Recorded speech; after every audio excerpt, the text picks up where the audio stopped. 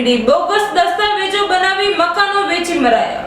સાવરકુંડલા શહેરના KGN society વિસ્તારમાં મકાન વેચવાના નામે છેતરપિંડીનો મામલો સામે આવ્યો છે।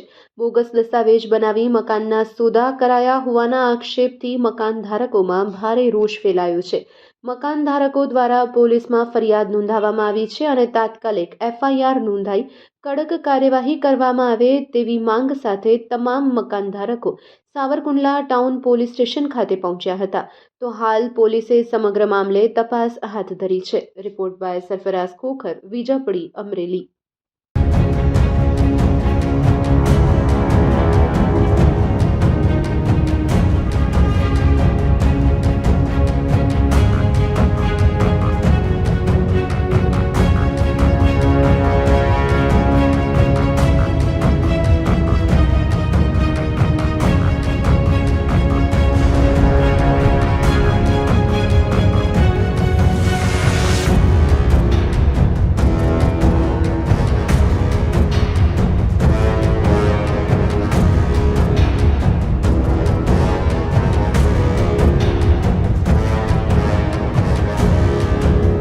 खोटा दस्तावेज बनावीने अમને મકાન ગોપી દીધા છે।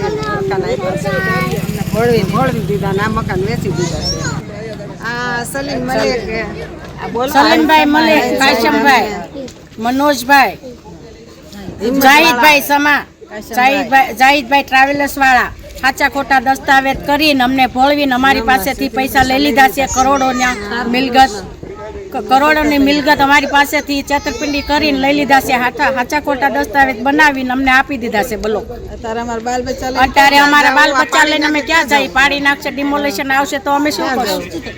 4.5 કરોડના અમારે મકાન લીધા છે। અમે બધાએ ભેગા થઈને અમે મજૂરી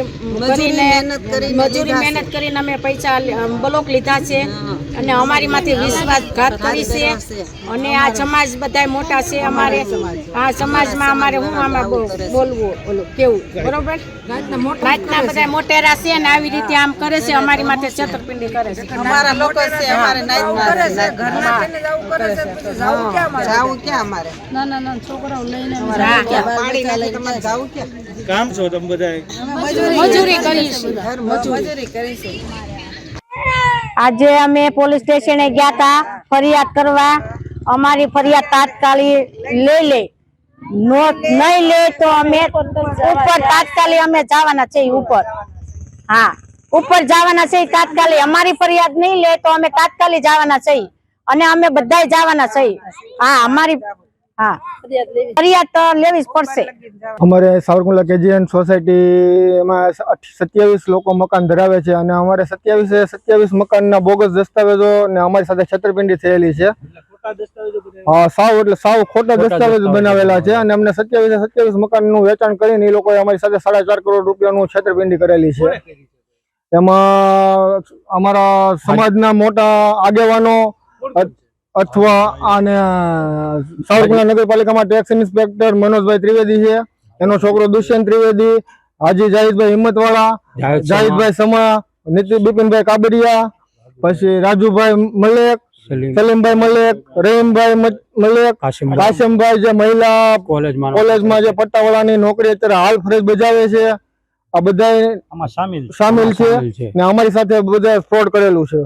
અમે અત્યારે પોલીસ સ્ટેશને 8 દિવસ પહેલા અમે લેખિત અરજી આપેલી ને હાલ અત્યારે અમે પોલીસ સ્ટેશને થઈને આવ્યા કે અમારી FIR તાત્કાલિક ફાટે ને અમને ન્યાય મળે અને જલ્દીથી જલ્દ અમને ન્યાય મળે એવી અમારી રજૂઆત છે।